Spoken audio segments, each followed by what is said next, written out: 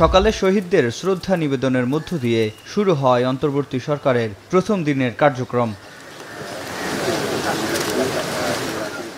Doctor Mohammad Yunus সহ উপদেষ্টারা কেন্দ্রীয় শহীদ মিনার থেকে সরাসরি প্রবেশ করেন রাষ্ট্রীয় অতিথি ভবন যমুনায়। 11:30টায় শুরু হয় এই সরকারের উপদেষ্টা পরিষদের প্রথম বৈঠক। বৈঠক থেকে সিদ্ধান্ত আসে দায়িত্ব বণ্টনের, যেখানে প্রধান উপদেষ্টা নিজের কাছে রাখেন 27টি মন্ত্রণালয় ও বিভাগ। টানা 5 ঘন্টার বৈঠক শেষে গণমাধ্যমের সাথে কথা বলেন এই সরকারের পরিবেশ, বন ও জলবায়ু পরিবর্তন বিষয়ক মন্ত্রণালয়ের উপদেষ্টা সৈয়দা রিজওয়ানা হাসান। বলেন, আইন শৃঙ্খলা পরিস্থিতি স্বাভাবিক করাই প্রাথমিক লক্ষ্য। আইন শৃঙ্খলা পরিস্থিতিটা যত দ্রুত সময়ের মধ্যে সম্ভব কিভাবে নিয়ন্ত্রণে আনা যায় সেটা নিয়ে আলাপ আলোচনা চলছে। শিক্ষার পরিবেশ ফিরিয়ে এনে এবং আইন শৃঙ্খলা পরিস্থিতির সাথে সামঞ্জস্য রেখে যত দ্রুত সম্ভব শিক্ষা প্রতিষ্ঠান খুলে দেওয়ার চেষ্টা করা হবে। বলেন, এসব হত্যার বিচার করা হবে। সে সাথে আন্দোলনে আহত নিহতদের পরিবারের সাথে বসবেন প্রধান উপদেষ্টা। ডিজিটাল সিকিউরিটি আইন সহ হয়রানিমূলক আইন বাতিলের বিষয়টি বিবেচনা করা হচ্ছে বলেও জানান তিনি।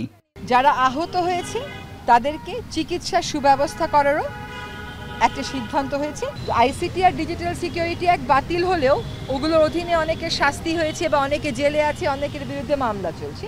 হয়রানিমূলক মামলার মধ্যে ওই মামলাগুলো আনা হবে এবং কিভাবে পরিবর্তনটা আনলে এই আইনগুলো আর স্বাধীন মত প্রকাশের বিরুদ্ধে ব্যবহৃত হতে পারবে না বা বিরোধী মত দমনে ব্যবহৃত হতে পারবে না সেটা নিয়েও পরবর্তীতে আলাপ আলোচনা করা হবে। বিভিন্ন মন্ত্রণালয়ে শিক্ষার্থী প্রতিনিধিরাও কাজ করার সুযোগ থাকবে বলে জানান উপদেষ্টারা।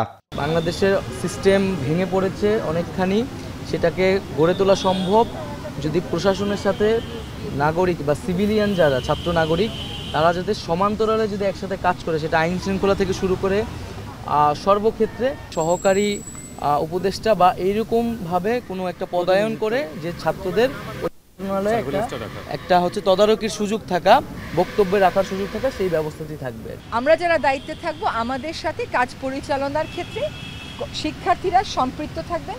কিভাবে তারা সম্পৃক্ত থাকবেন, এটার কাঠামো কি হবে, এটা আমরা পরবর্তীতে চিন্তা করব। তবে অন্তর্বর্তী সরকারের মেয়াদকাল কেমন হবে সেটি এখনও নির্ধারণ হয়নি। ঢাকার বাইরে থাকায় এদিন 3 উপদেষ্টা ফারুকী আজম, বিধান রঞ্জন রায় ও সুপ্রদীপ চাকমা অনুপস্থিত ছিলেন।